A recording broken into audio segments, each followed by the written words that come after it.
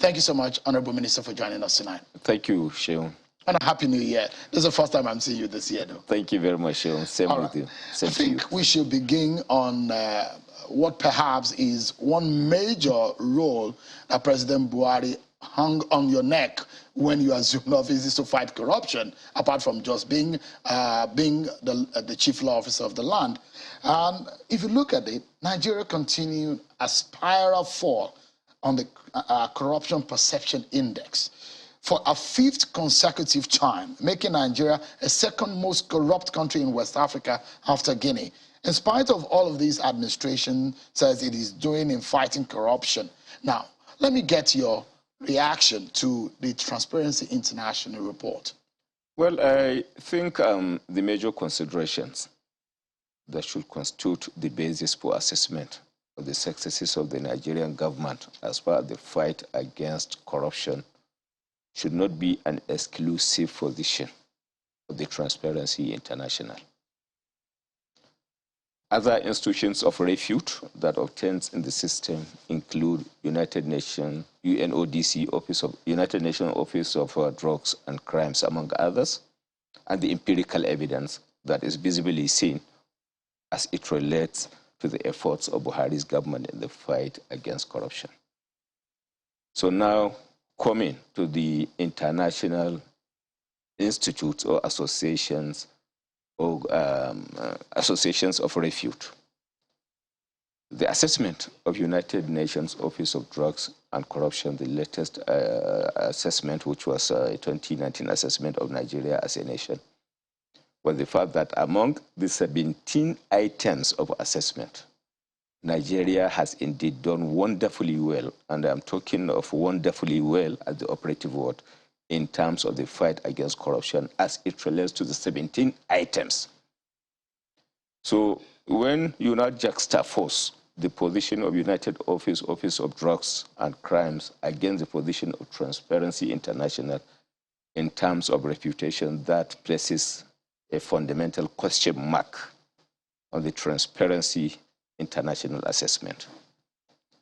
Now, if you are talking of the international, perhaps commendations associated with it further, the position of the United Nations Office of, on Drugs and Crimes has been further consolidated by the fact that the African Union has indeed recognized President Muhammadu Buhari as the champion of anti-corruption. And then if you are talking of the empirical physical evidence on the ground as far as the Nigerian state is concerned, in terms of the institutional performance as it relates to the corruption and the fight against corruption, here we are as a government that now inherited, in prosecution and conviction sense, about 130 convictions as at 2014, 2015, when we came in as a government by the EFCC. I'm now talking of the institutions. And then today, as at the end of 2021, within a year, Nigeria has recorded over 2,000 convictions by EFCC. So if you are talking of the year in, year out empirical evidence as it relates to the performance of our institutions, one single institution, I'm talking of EFCC for that matter, it establishes a point that Transparency International Corruption Index, against the background of the international position as it relates to UNODC report, against the background of the commendation by the African Union as it relates to the commendation of President Buhari, and empirical evidence as it relates to the performance of EFCC, it goes without saying that there is no basis upon which the Transparency International report can stand. All right. And let me ask you, Honorable Minister, Transparency International as an organization, how would you rate it?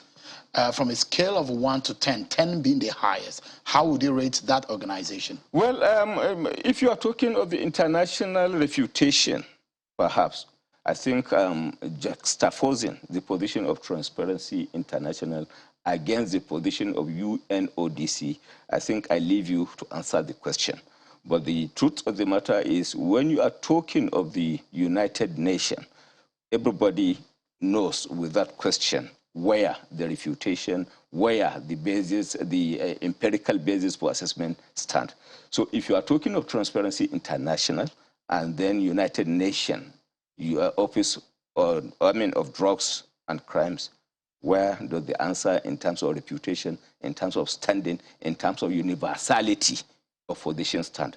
My answer is United Nations institutions are refuted to be the best institutions for international assessment of issues. So this government does not rate in any way Transparency International? The universal position of government, the universal position of United Nations Office speaks for the government. So as far as we are concerned, when you are talking of Transparency International and then you are now talking of United Nations Office on Drugs and Crimes, then the answer, as far as we are concerned, is in rating sense, the same way the Transparency International is rating institutions. If you rate the position of Transparency International as against that of United Nations Office, my answer is United Nations Office on Drugs and Crimes stands clear. And then if you are talking of the assessment as far as the West Africa or perhaps the African states are concerned, the fact that the government of President Muhammadu Buhari has been commended, and indeed his person has now been rated as the champion of anti-corruption, it now establishes a point that there is no basis, no foundation, no justiciable ground, and indeed no standing upon which the transparency report can stand. So specifically for the benefit of our viewers who are watching it tonight, so that they can get you clearly, this government does not in any way reckon with Transparency International and its report. International recon has been established by United Nations Office of Drugs and Crimes. Because the reason why I'm asking, Nigeria is not the only country that is being assessed here. Almost 200 countries around the world have been assessed. Nigeria, before your government came into power, have been assessed. But now the report is saying Nigeria has dropped for the 5th consecutive time. The question is, Honorable Minister, when you attend international community, this Transparency International report keeps denting the image of the country. And when you say that you don't reckon with it based on your own assessment of it, it still keeps denting the image of the country. What do you do about that? Well, the image of the country, as far as I'm concerned, within the context of Committee of Nations, within the context of international assessment or by institutions of refuge, is the fact that United Nations Office of Drugs and Crimes has established a point. And then if you are talking of assessment within the context of African nations, this is a Transparency International assessment that is saying Nigeria is coming down the ladder in terms of successes associated with it. But the African nations this time around coming together to now commend the government of President Muhammadu Buhari in terms of the fight against corruption. It establishes a point that at the point of international universality of assessment, we have indeed been acknowledged as doing wonderfully well by the United Nations Office of on Crimes and Drugs. And then within the context of the regional perception, here is a government that has now been commended. Here is the president that has now been commended in terms of it. And within the empirical consideration of it, this is a government that now came to power at a time when convictions record of an institution, one of the institutions, anti-corruption institution for that matter, has a record of 130 in a year. And then the government has recorded over 2,000 convictions within a year. Because, so it does not support... Honorable Minister, if you look at it, I mean, we should look at it from some other prism. Mm-hmm. Now, how do you react then to some people who have said, look, in fact, corruption under this government is even far-reaching, and when you ask for evidence, the people say, oh, it's just motion, a lot of motion without specific and actual movement. Well, the movement, as far as the fight against corruption, is established by convictions. I think you can rightly believe or agree with me in that perception. So if you have a record of 103 at a point in 2014, 2015, and then you now have a record of over 2,000 in 2021, it goes without saying that the motion you are looking for in terms of the fight against corruption is there. So the logical conclusion arising therefrom is this government is doing wonderfully well in terms of attack, enforcement, prevention of corruption within the index of empirical available evidence that can visibly be seen.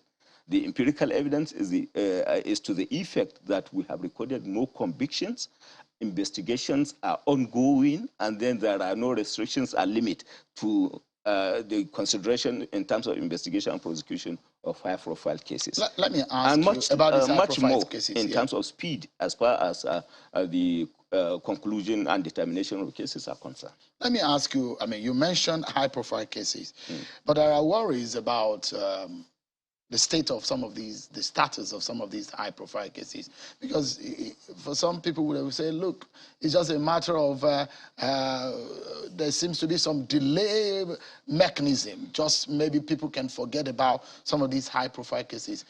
Can you give us status report on some of these high-profile cases and perhaps the reason why they are being delayed?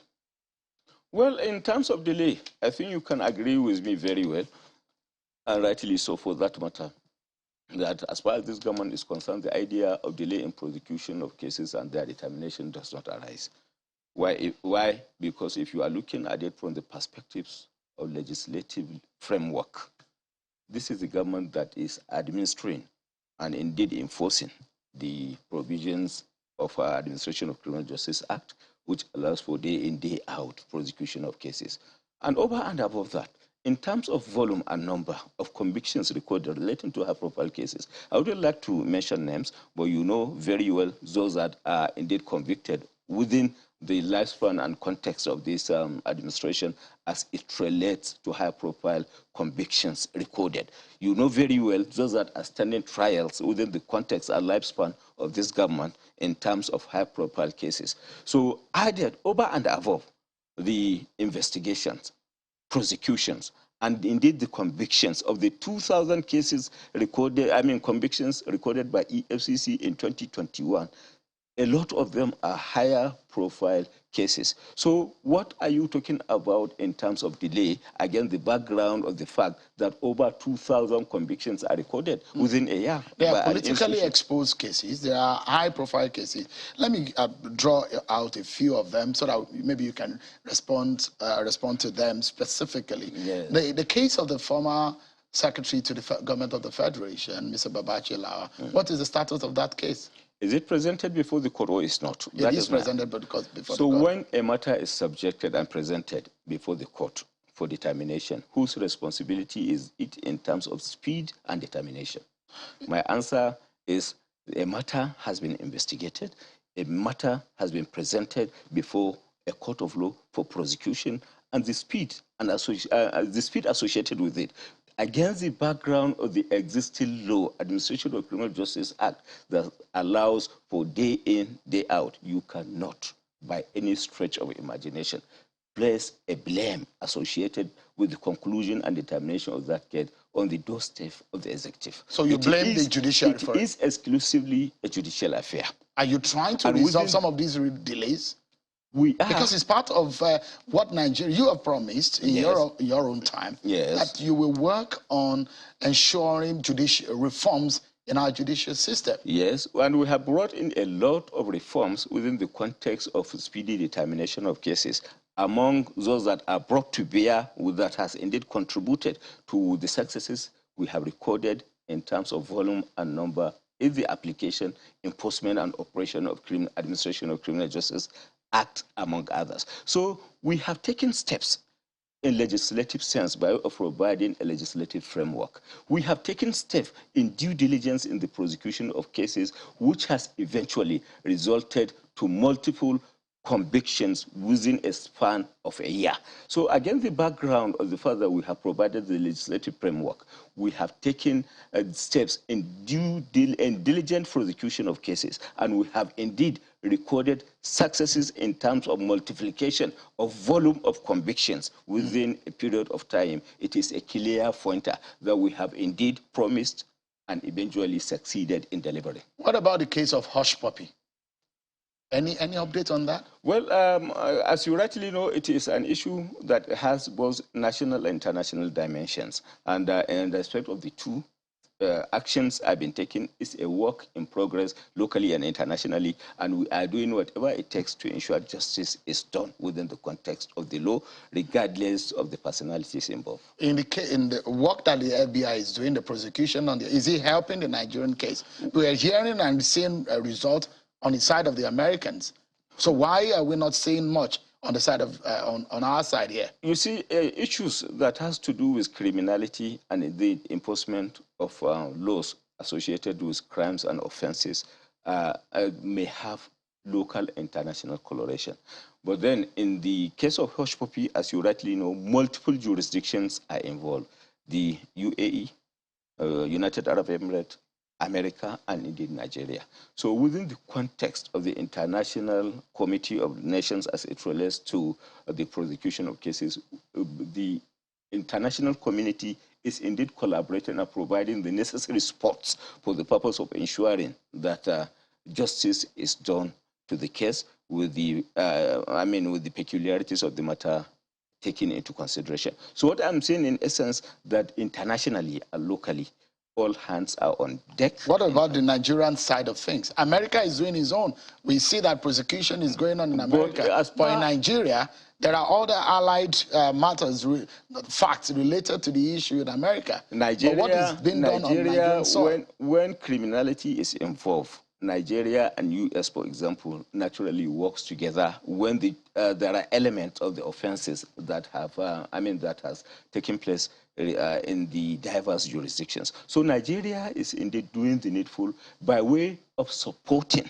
what the America is doing for the purpose of ensuring that the cases are tried accordingly within the context of the American aspect of it. And then eventually, if there is need for local prosecution, nothing as well stops it. So what I'm saying, in essence, it is about the international collaboration, and then we are seeing the result of the international collaboration in ensuring that those that are alleged to have in one way or the other been, in one way or the other, operating in abuse of the position of the law are now brought to justice.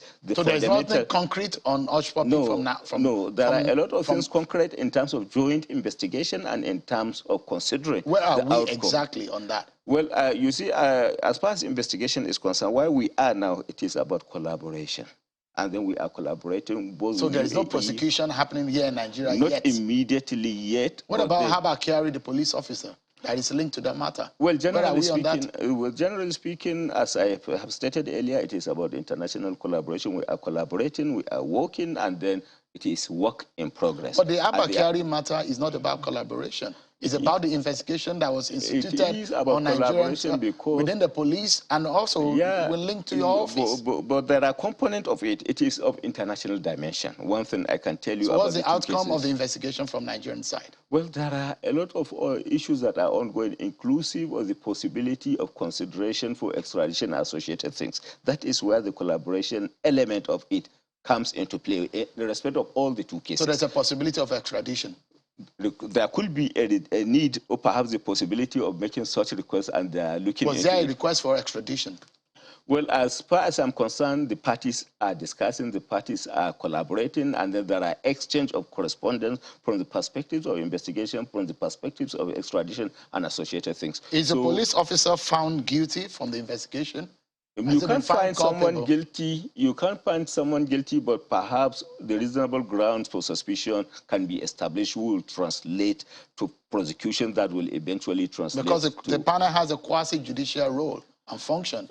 So they could also, of course, find some kind of culpability in their investigation. Prima facie case, that is what we are talking of, reasonable grounds for suspicion.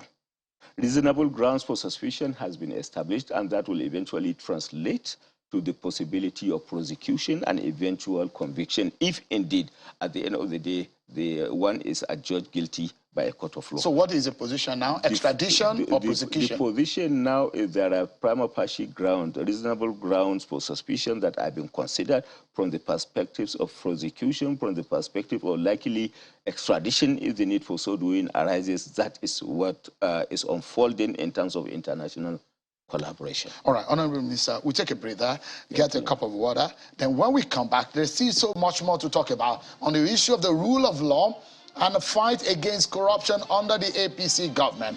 We have the #1 law officer in the land, and we're talking about what this government is doing to fight corruption as it promises and its perception on the rule of law. Stay with us, everyone. Our conversation with the Honorable Attorney General of the Federation and the Minister of Justice, Abba Kyari, continues right after now. Welcome back, everyone. Our conversation tonight is with the Honorable Attorney General of the Federation and the Minister of Justice, Senior Advocate of Nigeria, Abba Kyari. Thank you so much, Honorable Minister, for your time tonight. Thank you, Sheil. We're just talking about some high-profile cases. Another case in point is the case of the former EFCC chairman, Mr. Ibrahim Magu. It does look like the investigation happened, everything just went under, and nothing has been heard. What is the latest? As you return to the police force, what can you tell us? What's the status report on that? It's a work in progress, Sheil. So what does work in progress mean? Well, you know, naturally, when you are talking of a government, and particularly when issues are complex in terms of multiplicity, you may have a component that could be administrative. You may have a component that could have some criminal undertones in terms of perhaps maybe reasonable grounds for suspicion. And you may have components that could require additional investigation for the purpose of taking position. So these complexities naturally are not issues that you can take clear-cut position overnight. You allow institutions, because multiple institutions are involved. If you are a public officer, for example, and then there is an allegation against you of living above your means, the code of conduct may have a role to play. If criminality is involved in terms of an allegations of commission of a crime, certain criminal investigations either by the police or indeed the EFCC, ICPC could come into play. If you are talking about administrative issues as it relates to a police officer, perhaps the Police Service Commission may equally have a role to play.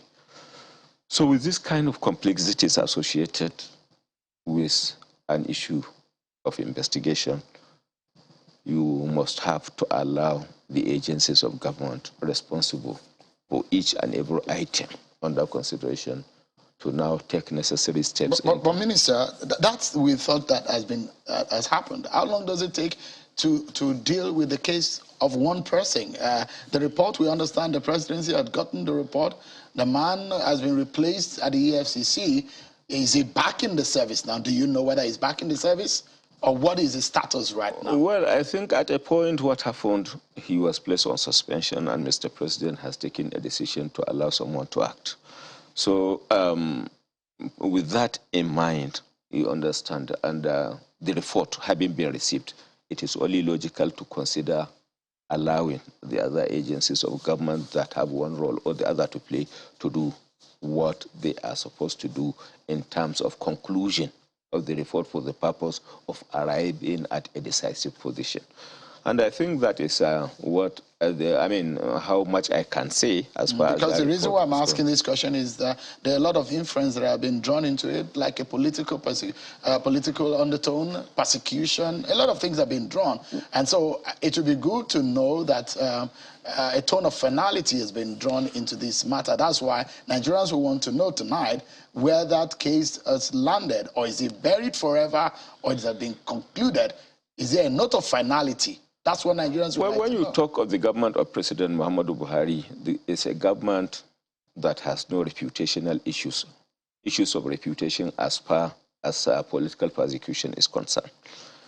So the idea of perhaps an insinuation of political persecution does not arise, taking into consideration the fact that it is a government that is built on integrity, it is a government that is built on due process and allowing things to take their natural course devoid of impunity. So the idea of political persecution does not in the circumstances arise, but certainly out of caution to ensure due process, to ensure things are done within the context of the law and due process. So you mean that there is investigation or prosecution? You've gone past investigation, is prosecution on the case of Magu? So what I'm saying in essence is you allow the institutions that I have mentioned, among others, to do the needful in terms of arriving at finality before a final decision is taken, and that is what makes it work in progress, and they are indeed doing the needful as far as their respective statutory duties are concerned. I have a long list of questions which I'd like to take you up on, so I'd like to take them quickly. Yes. The issue of the Ikoyi money, those dollars that were found in Ikoyi, where are they? What is the end point of those monies? Well, honestly, I have to refer back to records to refresh my memory. But one thing I think you need to know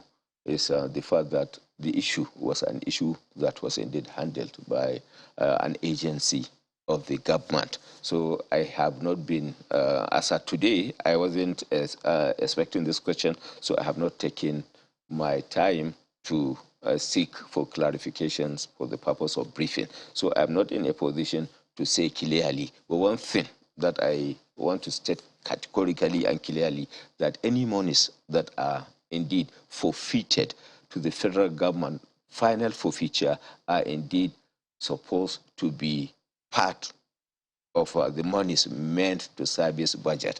So I'm not in a position to clearly say with precision as to whether such final forfeiture. You know why we need to know some of the, I mean, because these monies are Nigerian monies, right? One, two, Nigerians want to get closure into some of these issues because there are a lot of issues. Do you promise that you're going to get back as a matter of statement from your office so that we can know on that for those who are watching now, so that since you don't have the fact that we might be able to get a letter from your office? Well, I assure you that, again, the background of the question presented and perhaps the desire of the Nigerians to know what the position is, I will certainly reserve that point for the later day in terms of giving a comprehensive and precise position. But one thing I think that needs to be stated categorically, that in our budget of 2020, 2021, 2022, we have a component of budget servicing that relates to the recovered assets.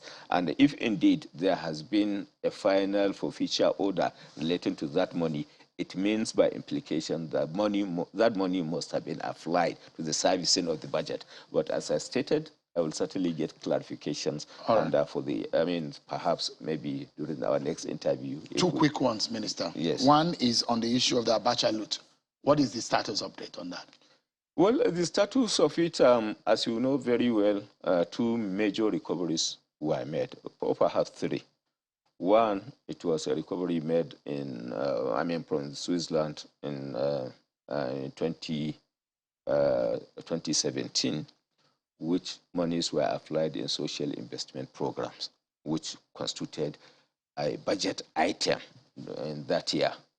And that was the money that was applied in the N Power and the market women trader money and the associated public works support programs.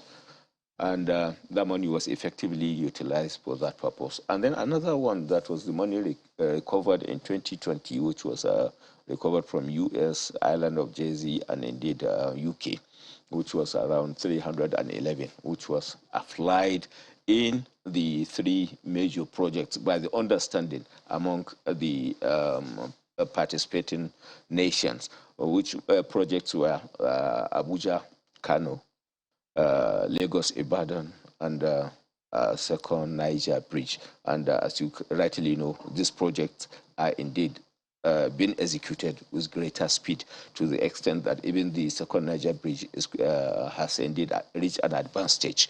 So those monies were recovered, those monies were applied. And then additional money that was indeed recovered was over $70 million arising from Malabu, which was equally an offshoot of the Abacha loot, which was equally applied to this project. So what I'm trying to say, in essence, there were recoveries made, And then the monies were, by the parties' agreement, agreed to be applied to specific projects, and those money were fact of the budget, and then were indeed expended accordingly. So we're expecting a large tranche, another tranche now? Yes, we are working on... When is that due? Well, you see, in terms of international recoveries, you cannot be certain in time sense. But then we have reached advanced stage, and then mutual draft agreements have been exchanged and considered. So we are looking at the possibility of having such money, additional money recovered in shortest possible time. Quickly, too, a former governor of Imo State, Rochas Okorocha, went to the president last week and reported the EFCC. He alleged political witch hunt against him on a matter he said was a settled case. You oversight over the EFCC. What's your reaction on that matter? Well, you cannot stop anyone from making any allegation, either wild or indeed reasonable or out of context. But one thing I can tell you clearly, that it is not part of the agenda of this government to witch hunt. But then if there are grievances, there are allegations, they are naturally open for consideration, investigation, and looking into. So what I am saying, I cannot with precision now conclude by way of adjudging the allegation of His Excellency Rochas as to whether it is indeed witch hunting, political or otherwise. But one thing that I can clearly say, if there is an allegation, we have established a tradition of looking into it and then taking and doing the needful in terms of ensuring justice, fairness, and equity of it is now considered applied and position taken. Does that also mean that your party will not spare even its own members and will not shield anybody, even if it's a member of the APC, no matter how highly placed they may be? I think most of the people now being investigated, being presented and before the court include substantially accessible members of the APC. So that establishes a point that this is a government that takes steps regardless of who is involved in terms of ensuring that neither impunity, no corruption or associated underhand dealings are tolerated. Quickly, we see in the realm of anti-corruption and the issue of bureau de change operators behind terror financing. The last time you said you're going to give specific names, but as of today, there is nothing. Is it the style of this government, or what is the reason behind not giving specifics? Well, I do not agree with your conclusion or insinuation that there is nothing. It has, as I've stated earlier, it has always been a work in progress. And in terms of investigation, both local and otherwise, you know very well that it's not something that you can be categorical in time sense as to the time of conclusion.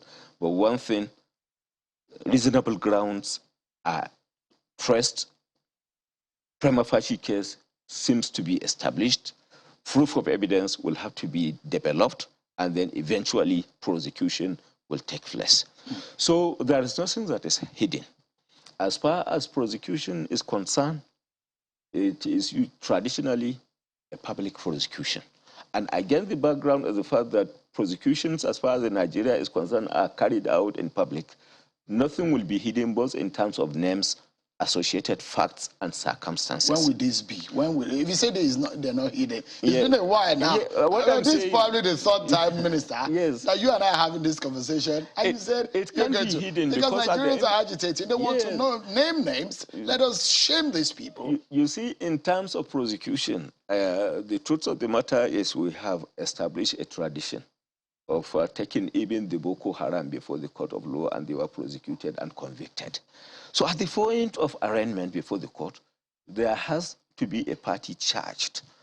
And then with that, the idea of perhaps maybe having someone, hiding the identity of someone does not arise. But you cannot stop work being in progress, and you cannot, in the circumstances of investigation and prosecution, be preemptive of the situation. Minister, against the background of the proof. You know the insinuation drawn to this. That the reason why you're not coming up with name is because your investigation is not watertight. That if you have your investigation and your evidence are watertight, you will be able to come up with names of the people behind. These are people who are financing the killings of Nigerians, innocent people who are killed in their homes, who are taken out of their communities and deserted, ransacked their communities. And you think that we don't need to know their names? You need to know, you will know.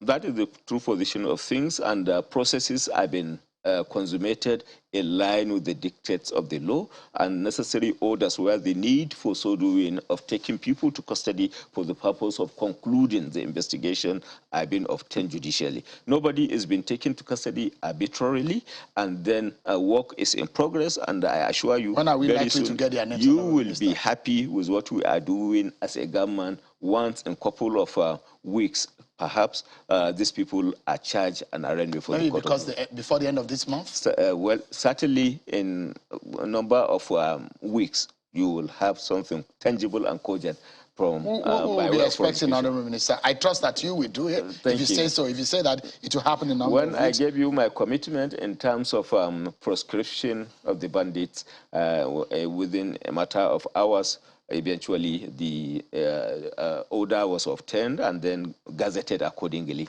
So I am a man of honor and not out of pride, but then when I make promises, I keep to them. Okay, we expect that. Honorable Minister, let's look at the issue of the likes of Nnamdi Kanu and Sunday Igboho. For Sunday Igboho's matter, what is the latest on that? Well, it is a matter being prosecuted at the, at a foreign country, and within the context of that prosecution, one thing that is apparent and visible is he has been taken to custody, and taken to custody on account of breaching laws applicable in a foreign nation, and with that in mind, he is being prosecuted. So there is no effort in bringing him back home? Well, we allow the law of a nation that was indeed breached to take its natural course, and then perhaps maybe thereafter bringing him back home after the conclusion of the trial over there for the purpose of facing the Nigerian law that was accordingly breached. So the position of things is we are not interfering in aborting the existing prosecution at the foreign land, taking into consideration that the laws that were alleged to have been breached were indeed the laws of the foreign nation.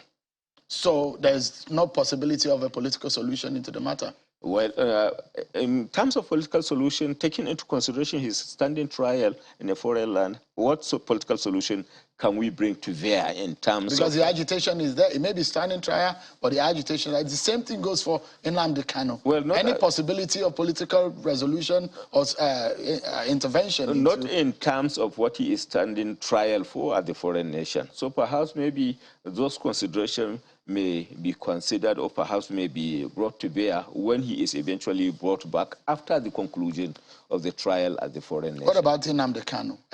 Is there still possibility? You see, in terms of political prosecution, you cannot rule out any possibility. In terms of prosecution, the laws of the land naturally takes their natural course. And in our laws, there are a lot of possibilities. But one thing I can tell you, as it is now, the law is taking its natural course. All right. Let me take you to one thing that a lot of Nigerians will be expecting you, because the president has said that you advised him and that he's going to listen to you. The last time also, you did say that you've given your advisory to the president on the issue of the Electoral Act Amendment Bill. The president rejected it perhaps based on your advisory and the chief officer of law officer of the land. But are you satisfied with what the National Assembly has done and transmitted to the president? Well, in terms of satisfaction, honestly, it is premature for me to conclude. Taking into consideration, I can admit to you that the electoral bill was only received in my office this afternoon as I was preparing to come over for this engagement with Channels TV. So I have not taken steps to review the content and context of what has been presented for consideration of the president. So it is premature and preemptive for me at this moment now to arrive at any conclusion, taking into consideration that I have not gone through the documents to understand what it contains and then analyze them in accordance with the Constitution, in accordance with the prevailing laws. Well, Yes. For someone who has been involved in political party activities, I seem to want to assume that you love democracy and you want the advancement of same. And I have worked in advancement of democracy, and democratic system. Are you optimistic about helping the president to pass what he says he wants to leave as legacy of good elections for Nigeria? If Nigerians are saying that they want the Electoral Act Amendment Bill, are you optimistic that this bill might get passed by the president? Well, honestly, without reading through, I am not in a position to assess whether the bill indeed has factored the national and public interest as against selfish interest, among others, whether it is a bill that can pass the test of constitutionality and legality. If you are not satisfied, you advise the president against it? Certainly, if I'm not satisfied and if I am of the opinion that it is against the public interest, the national interest, and then against the dictates of democratic process, I will advise accordingly.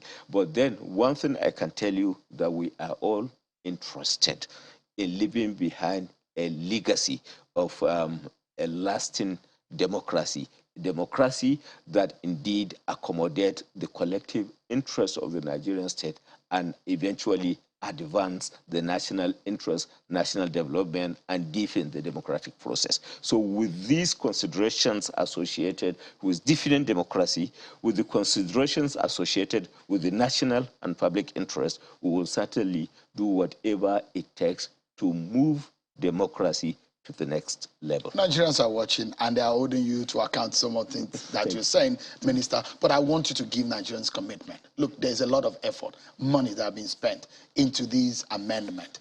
Can you tell Nigerians, look straight into the camera and say, look, Nigerians, I'm committed and I will advise the president, even if it's not on this note, because, I mean, there's a history to it that the president refused the last time.